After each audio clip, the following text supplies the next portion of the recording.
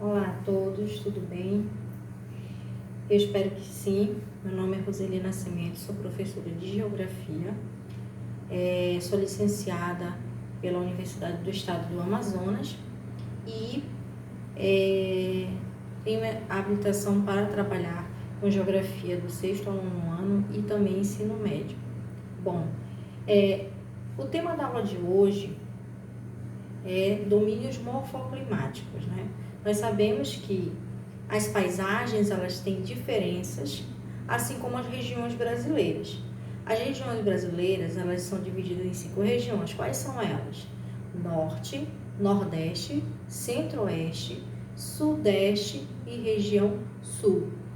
Nenhuma dessas regiões são iguais. Elas têm características próprias e diferentes uma das outras.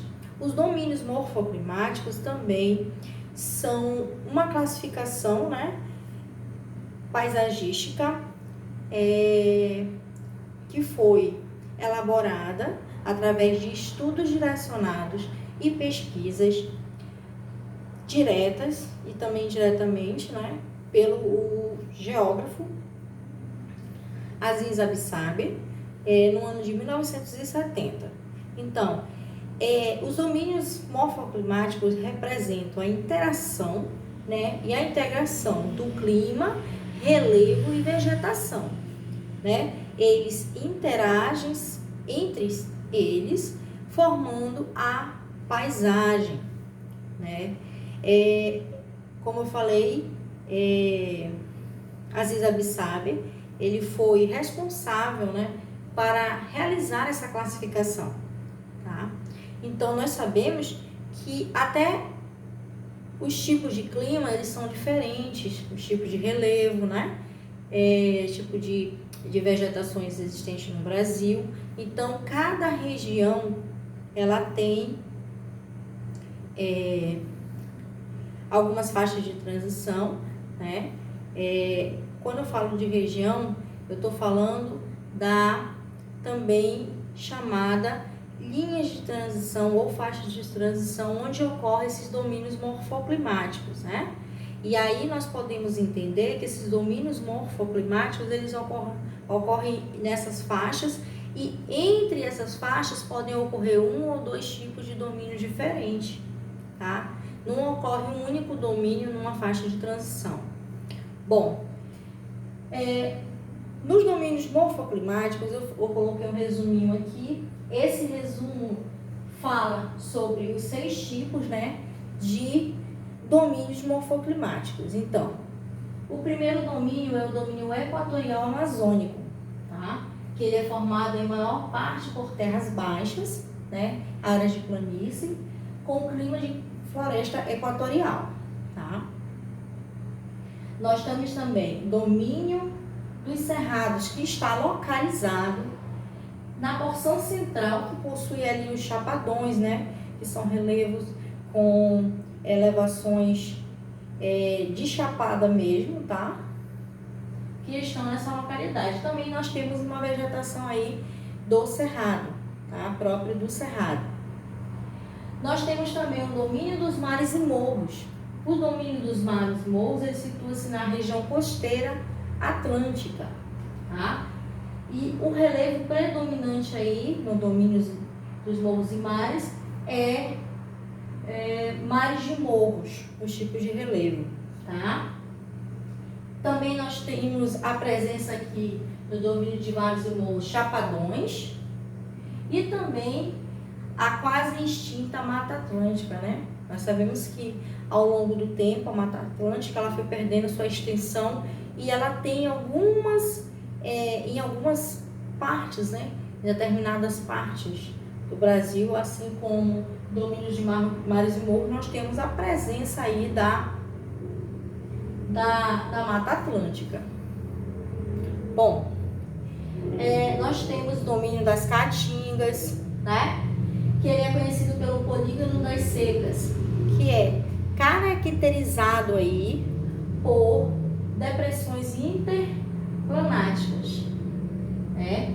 E também possui ali o clima semiárido, tá?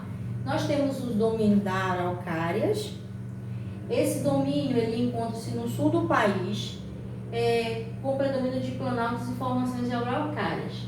Né? Nós também sabemos que na região sul do país nós temos um tipo de vegetação diferente, formato de relevo mais inclinado, diferente de outras localidades do nosso país. Né? Nós temos também o domínio das pradarias, que situa-se ali no extremo sul, mais precisamente no Rio Grande do Sul, tá? Que tem a predominância dos pampas ou pradarias, que são tipos de vegetação originária aí da região sul, né? E esse relevo ele possui apenas suaves ondulações, né?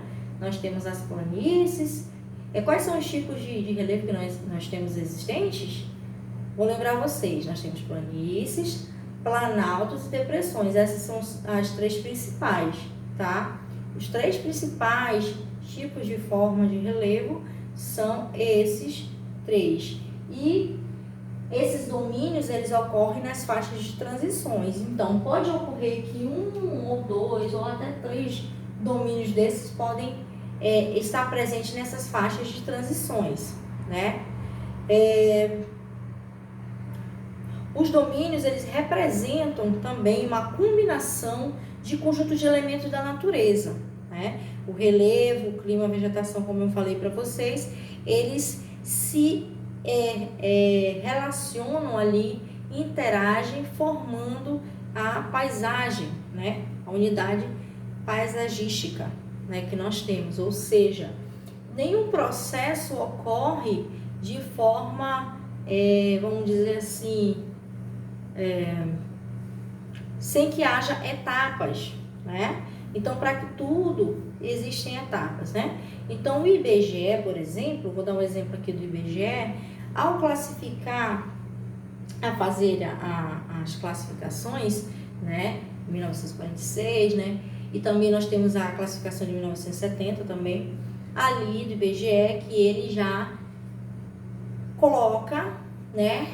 Através dos dados de pesquisas, não só ouvir falar, não. O IBGE trabalha com dados precisos, de fontes seguras, né, para que possa ser distribuído e também, ao mesmo tempo, feito um trabalho de acordo com o que for alcançado de resultado. Ou seja, quando o IBGE fez essa classificação atual que eu citei lá no início do nosso vídeo, eu falei que nossa região, o nosso país, ele é dividido em 5 regiões, né, que são 5 regiões principais. E nenhuma dessas regiões, elas são iguais, elas possuem características diferentes, né? Exemplo, aqui na região norte, nós temos a presença de florestas equatoriais, o nosso clima é quente e úmido, vezes faz sol, outras chuva, né? Ao mesmo tempo, pode ocorrer dos dois tipos de situações de sol e chuva também, né? Mas é totalmente diferente o tipo de clima da nossa região para o tipo de clima do sul, né? Na região sul, a presença de maior umidade, né? No sentido assim de frio, né? Mas o nosso clima aqui da região norte é o quente e úmido. Então, é totalmente diferente. Se você viajar daqui da região norte, né, aqui de Manaus, um exemplo, né, você vai viajar para São Paulo, você vai perceber que a sensação térmica é totalmente diferente, né? O tipo de clima ali é diferenciado também. Você consegue observar, né, através do comportamento das pessoas, como elas se vestem, como elas agem durante o dia a dia, como elas saem para trabalhar. Então, tem todo um diferencial, né? Espero que vocês tenham gostado. Obrigado pela oportunidade. Que Deus abençoe.